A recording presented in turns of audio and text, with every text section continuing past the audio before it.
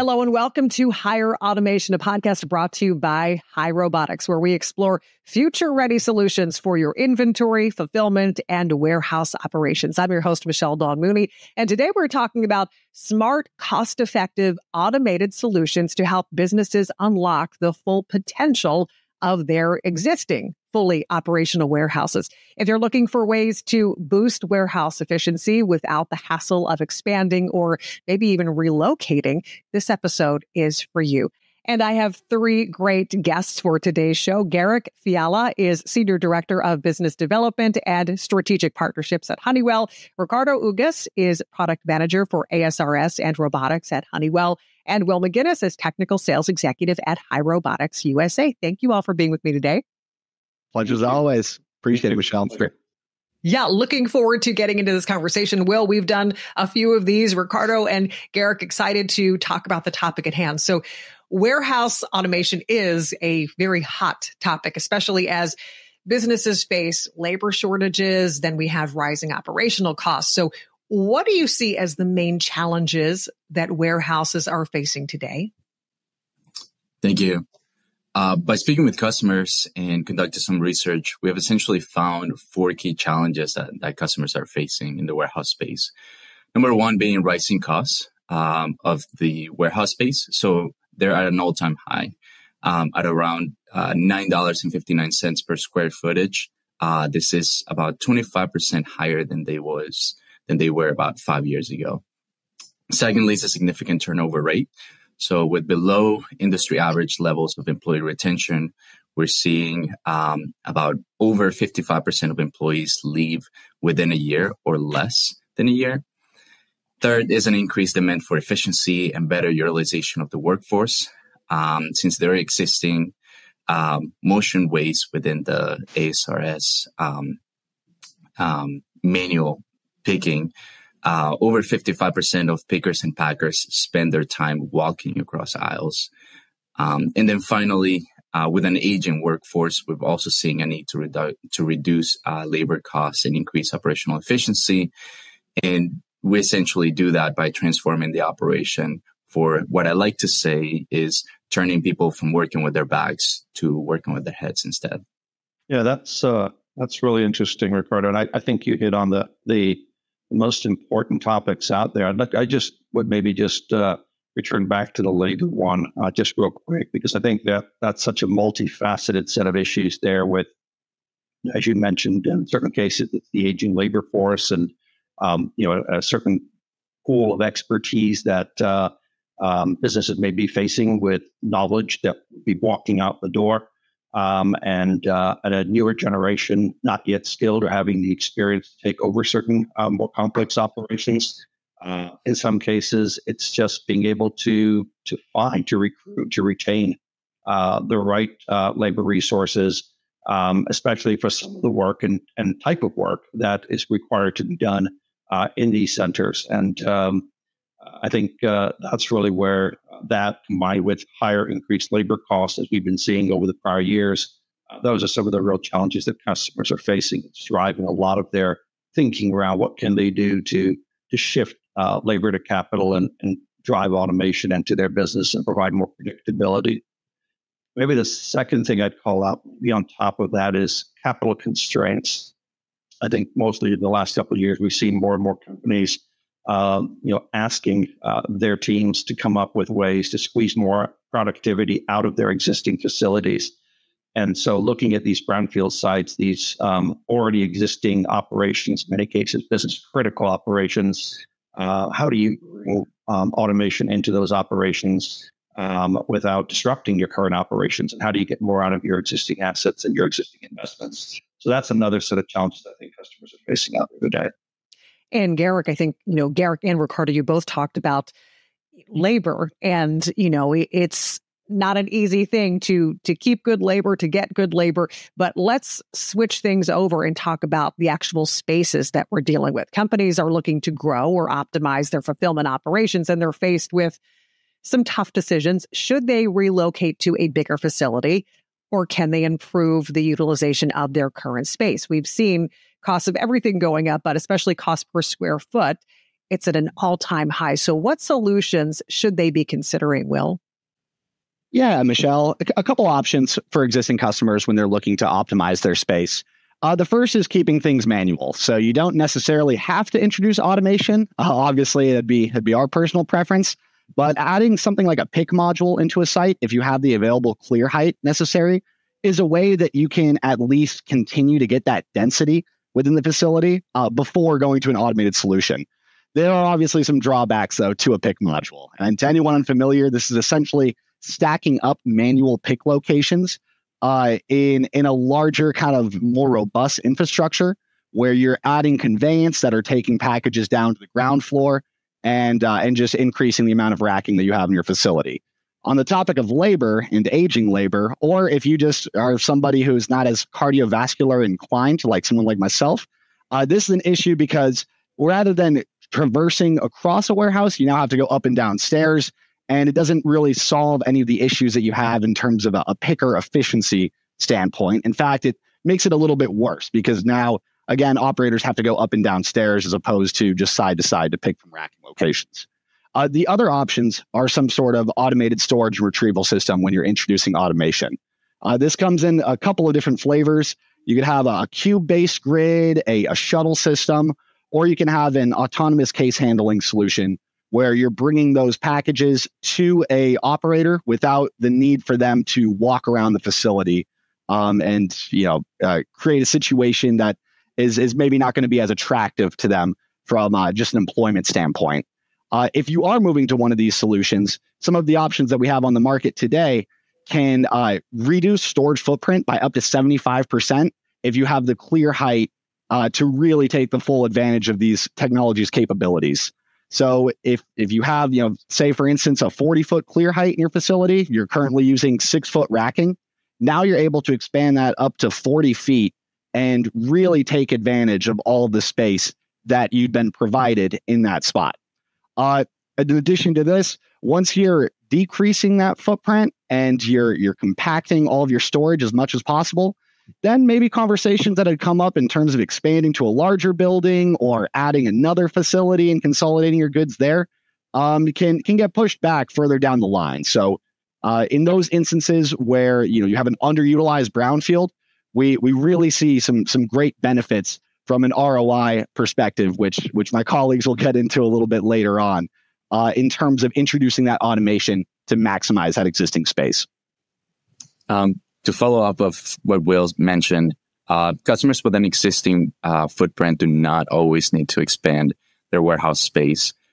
We help customers increase their throughput and storage capacity per square footage by leveraging what Will just mentioned, ASRS systems in goods to person stations.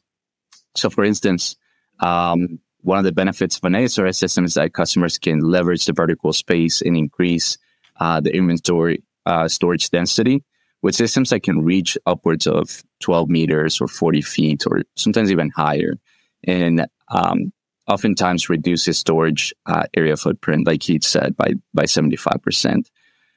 These types of improvements in storage density can oftentimes render building a new facility or expanding footprints unnecessary, essentially reducing millions of dollars in real estate costs and in the process increase labor savings and fulfillment capacity. Yeah, I agree. I think the other thing to think about is you're looking to maximize the use of that existing facility and space, is the ability to combine various advanced automation systems together, to combine advanced storage and retrieval systems, those capabilities that Ricardo and Will just spoke about, and being able to combine that together with certain picking capabilities, even automation in picking or downstream additional sortation capabilities, which can further reduce the footprint and improve the productivity of those overall operations end to end across your facility. So a lot of options in terms of what you can do there to bring that next level of productivity into your existing sites. And changing things up quite a bit, because change is inevitable for businesses. So whether it's growth, restructuring, or keeping up with shifts in consumer demand, for the decision makers that may be hesitant to commit to an automation investment today, what solutions are out there that can grow and adapt with them tomorrow? Yeah, I think that's a really pressing question that customers often are faced with when they're looking to take on or considering what can they do in their existing facilities.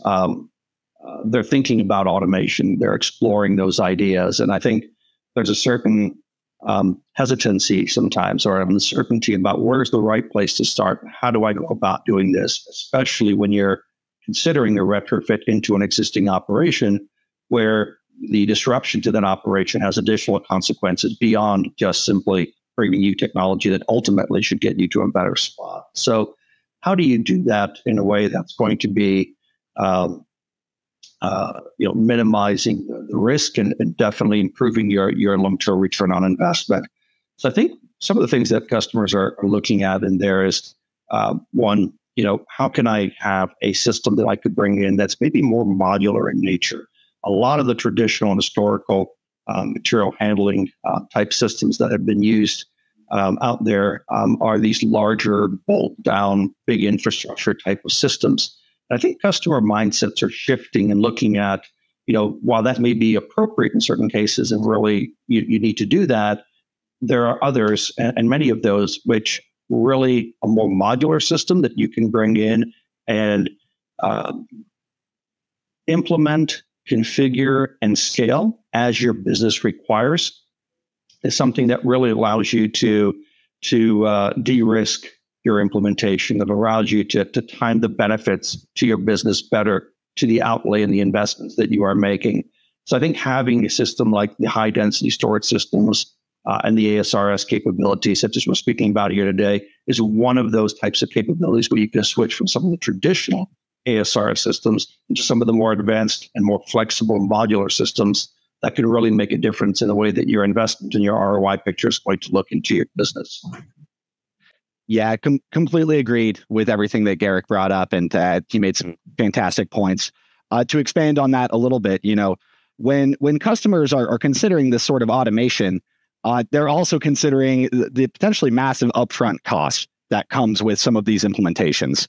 And what's beneficial with a modular solution is you're able to come in day one with a smaller pilot grid that decreases that upfront cost as much as possible so that the customers can get a little bit more comfortable with automation. They're able to create that integration from the software to their home WMS system. They're able to start fulfilling actual orders. And when they're putting their faith in automation, they might not want to do all of that upfront from day one. So creating that comfortability, showing that it works from a software and a hardware perspective, and then expanding out as that revenue starts to grow, the business grows, and they feel like they're ready to move more product into that automation is really an approach that we've been seeing a lot of success with, and one that we feel like is going to be kind of the standard for automation moving forward. I want to talk about as far as, wanting to be as seamless as possible, because we talked about change. And if you're talking about integration, you want to make sure as a company that it's going to be as least disruptive as possible. And you want to minimize that downtime because that downtime equals lost dollars a lot of times. So what strategies can businesses use to integrate automation with their existing systems while ensuring a fast return on investment? That is a really great question, Michelle. Number one, picking the right partner is vital to meet the return on investment and payback. What we see is that much of today's automation technologies are point-based solutions that sometimes don't mesh super well with other existing warehouse operations and systems. So mixing technologies should trigger a series of questions. Like, can you easily combine solutions from various vendors? It's not likely that you're going to find one provider that can essentially integrate do all the technologies that they organically offer. So can the integration partner essentially provide an end-to-end solution that can involve third-party systems? And if so, can these systems interoperate without manual steps in between? And then the inevitable what ifs, right? So what if the operations need to double? And are the solutions flexible enough to be able to address possible shifts in the operational needs, like future expansions? And And so a successful partner should be able to offer a seamless integration with both their own as well as third-party hardware and software in order to be able to ensure a proper orchestration, flow, and rapid implementation that meets the ROI window. And then to touch on your question on minimizing disruption, companies can implement warehouse automation systems in phases in order to keep the operations running during such upgrades. And then finally, another relevant point when it comes to integrating partners is that they should be able to provide robust maintenance, support, and training offerings that ensure that there's minimal disruption where we can maximize the uptime. Yeah, and I can add into that, Ricardo, because I think you've really hit the key points. The one I'd like to index on a little bit more is the software side of these solutions and the importance of that software piece integration. I think most companies are aware that that's probably where they sense maybe intuitively that that's the largest risk. How will they make all their existing systems and software and backend systems, WMS systems? How will they bring that together to work cohesively with the new system that they're introducing? And I think that is an area of risk, and the best way that customers can really look to address that risk is to look for a partner that's actually invested in the partnerships, and not just being able to say, well, we think we can do it based on the history and experience that we've got, but has actually made the investment in software capabilities, in the expertise and professional services, sort of pre-integrate, pre-package, pre-set those capabilities so that sort of out the door, day one, you're not looking at just a great robotic system or so systems, plural, that you might be looking at, and a great software system as independent, maybe great islands. But those islands have already been brought together. There are already integrations and bridges and capabilities and functionality that sort of out of the box ready get you, maybe not 100%, because every customer situation can be different, can require some uniqueness that has to be managed for. But maybe get you 80% of the way there. And even that has a substantial impact on de-risking a project, improving the time to value, and really driving the benefits ultimately for which the customer is making their investment. I completely agreed with Garrick too, if I may chime in. From our perspective, generally it's not the hardware that concerns the customers. You know, they've seen it, they've looked at it, they've touched it at trade shows or demo facilities, and they know how that operates. The real concern is always from a software perspective. And if they have that reassurance that those connections already exist, maybe there's experience with that WES or a WMS connection. And again, if we're starting off with a pilot and they're seeing that, live in person at their site, that really goes a long way in putting their mind at ease. Let's talk about the bottom line for a minute, because we're in business to make money, right? And oftentimes you need to spend money to make money in business. But for companies concerned about the upfront costs of automation, what financing or payment options are available to help them modernize their fulfillment operations while still being able to manage their cash flow? Yeah, that question inevitably comes up. What is the best way of approaching these things? And that's basically comes down to a financing question.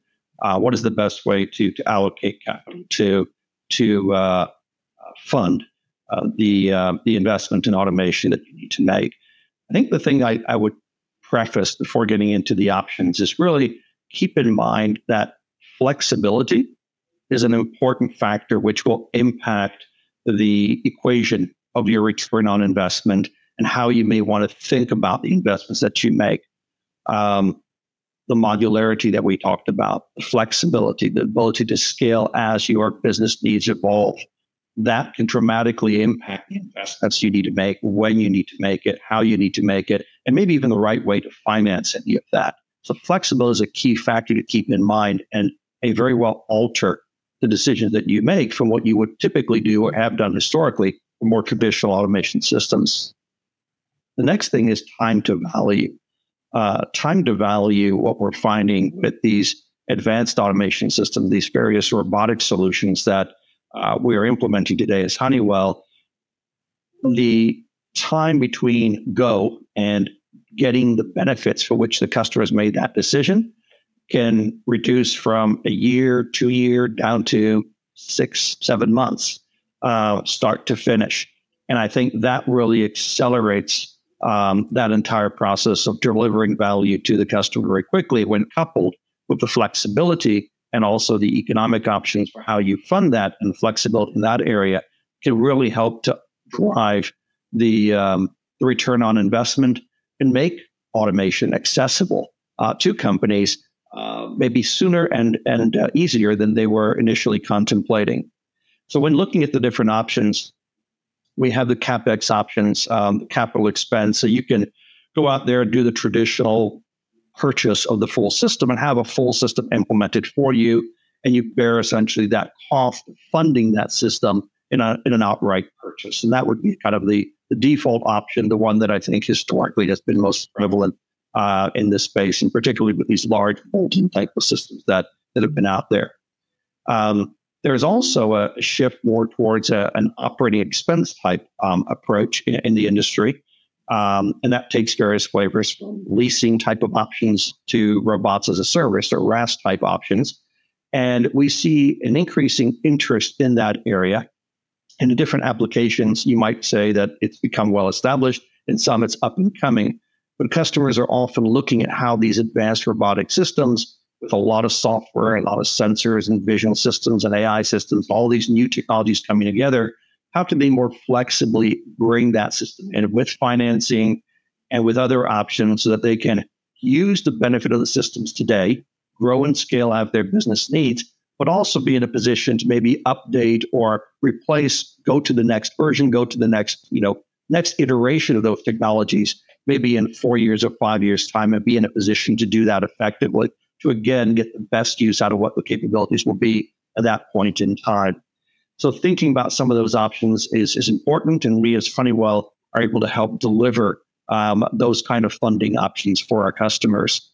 And I think, again, thinking about how you can phase your deployments, how you can make use of that flexibility and modularity and accelerated time to value, we can guide you through some of the decision trade-offs options that customers really want to consider, so that they can time ultimately the benefits of their business are going to derive from the investment with the outlays they actually have to make today.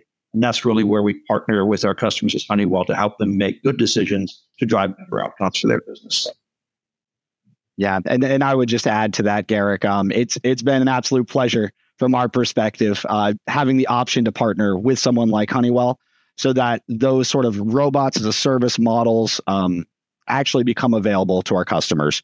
And Will, you teed that up perfectly for my last question, because I want to talk a little bit more about the partnership between Honeywell and Hai Robotics. How does this collaboration uniquely serve businesses looking to advance their warehouse and fulfillment operations? Yeah, I think there's a great confluence of capabilities and technologies being brought together here between Hai Robotics and Honeywell. When I look at the really proven capabilities of Hai Robotics in their autonomous storage and retrieval system, and that highly modular and flexible system that they're able to bring to our customers, it's really we're very excited by the opportunity that this creates for our customers to bring that kind of high density storage capability into their existing facilities.